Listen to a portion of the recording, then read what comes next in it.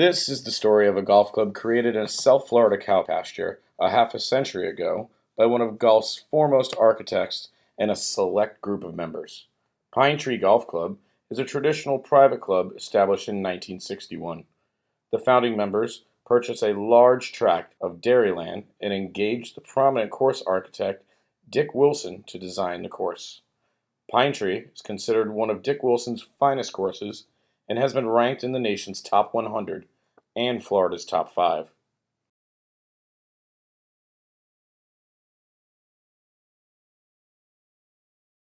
Ben Hogan called Pine Tree the greatest flat course in America. Many a tour pro has called Pine Tree home, from LPGA, PGA, and World Golf Hall of Fame members like Sam Snead, Tommy Armour, Mickey Wright, Louise Suggs, Joanne Carner, Beth Daniel, Meg Mallon, to most recently the 2019 U.S. Open champion, Gary Woodland, combined for 50 major championship victories. Usually the first hole of a course is a warm handshake, interesting but not difficult. Pine Tree's first, virtually unchanged since 1961, is difficult. The opening drive is into a fairway that both narrows and is guarded by a quintet of bunkers.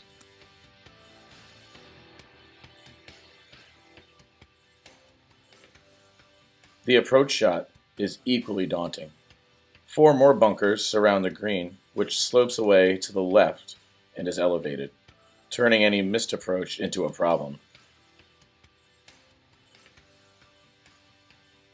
The second isn't an overly long par 3 by any means, but the proper club selection and distance control is key.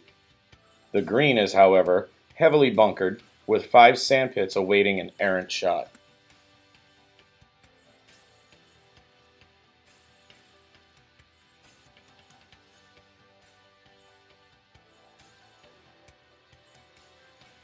The handicap chart puts the third hole in the middle of the pack, but a narrow landing area makes this par 4 a real challenge.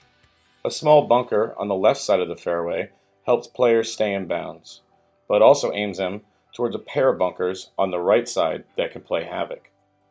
The approach is to a well-bunkered green with a rather steep drop-off behind it. Take a 4 and go quietly to the next tee.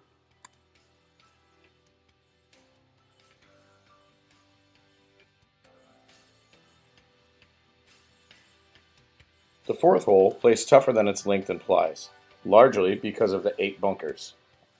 5 in the landing area, 3 more at the green. The putting surface is angled from right to back left, favoring a draw for a right-handed player. Overdo it, and 3 bunkers await. Hit a fade, and you're chipping up to the green.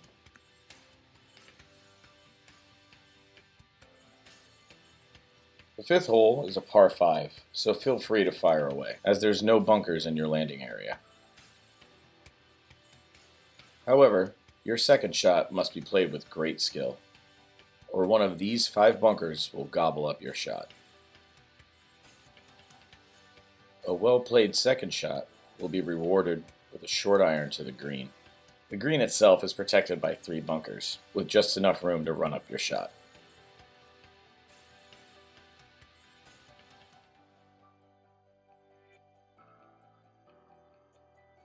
The water on the par 3-6 is merely decorative. The problem here is the elevated kidney-shaped green and the quartet of bunkers guarding it. The runway tee covers more than half the length of the hole and features 7 tee markers to play from, challenging players of all skill levels. Regardless of the tee markers, this hole demands a precise shot to a green which plays much smaller than its actual size, sloping off on all sides.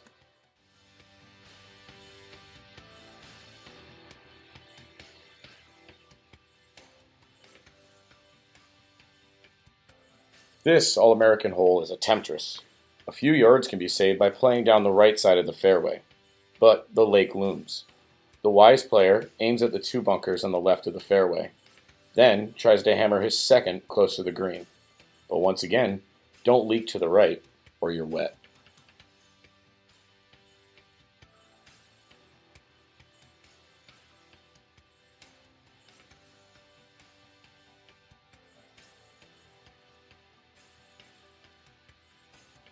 A big drive, avoiding the quintet of bunkers on the left, can set up a short iron to a well-bunkered green.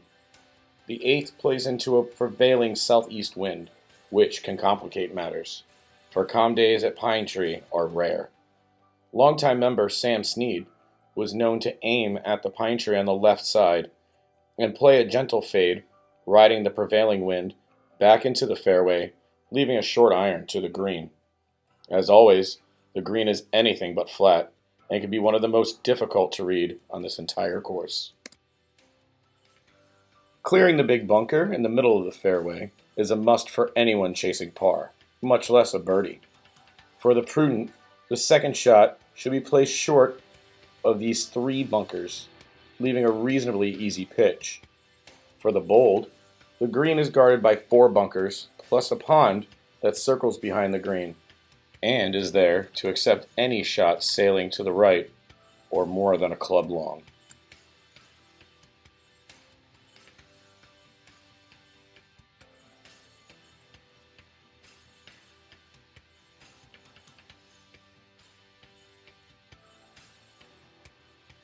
A hole revised and then changed back, today players have a choice of tees and trebles. Play from the right, and there's a straightforward tee shot that must avoid a pair of bunkers on the left. Play from the left, and there's more distance. Duffers will worry about the water. At the end of the hole, three bunkers around the sloping green force players to be perfect or lay up.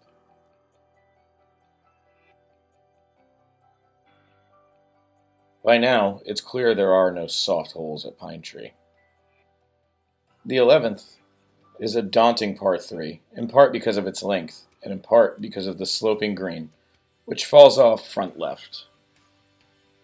The middle of the green is an oasis. The big change on this since 1962? No more cows on the perimeter.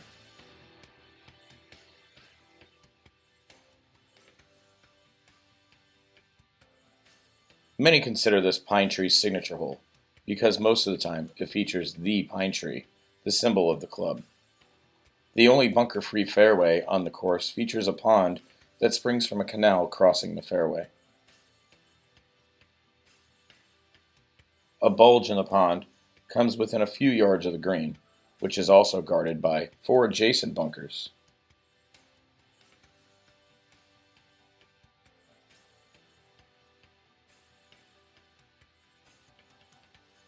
This classic par 3 is the shortest on the course, but length means nothing here. A massive bunker with 6 islands of green within is the first thing seen at the tee. The narrow green swings away to the right, forcing a precision shot, and plays into the prevailing southeast wind.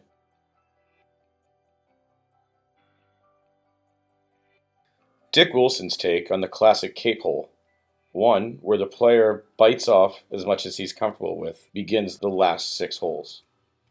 Once the tee shot is in the fairway, rather than the pond to the left or the 3 bunkers on the right, the approach is the problem.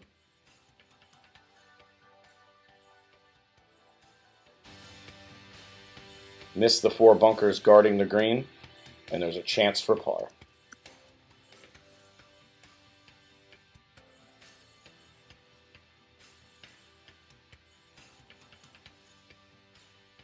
Once the tee shot is in the fairway, rather than the pond to the left or the 3 bunkers on the right, the approach is the problem. The shortest par 4, on the inward 9, features the most creative greenside bunkering on the course. 5 bunkers, 3 in front and 2 behind, make the approach shot a gamble, especially if the prevailing southeast wind is in play. The green itself is a subtle challenge.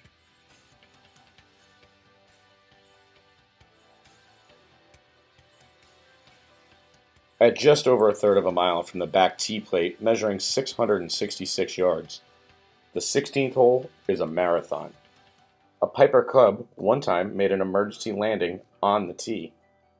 Longtime member Sam Snead was known to bet members that they could not hit a 7-iron from one end of the tee to the other. The drive is to a relatively narrow landing area guarded by the 3 bunkers. The second shot is to an open landing area, but 6 bunkers guard the green.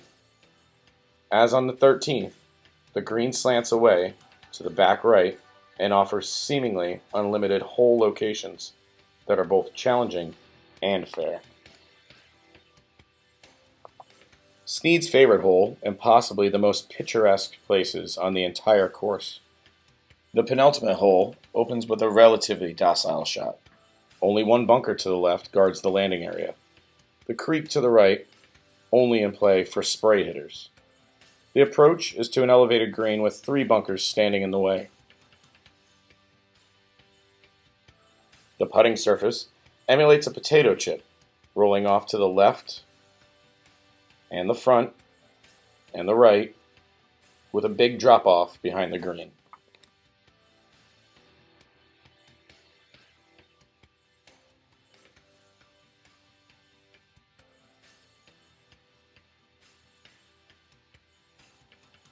All of Dick Wilson's favorite characteristics for a challenge are present on Pine Tree's finishing hole. The tee shot must avoid a cluster of bunkers.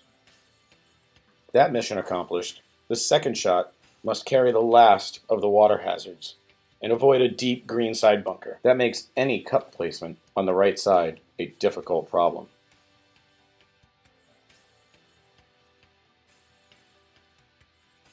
There's a bailout area to the front and left of the green, but after the first 17 holes, who's in any kind of mood to bail out?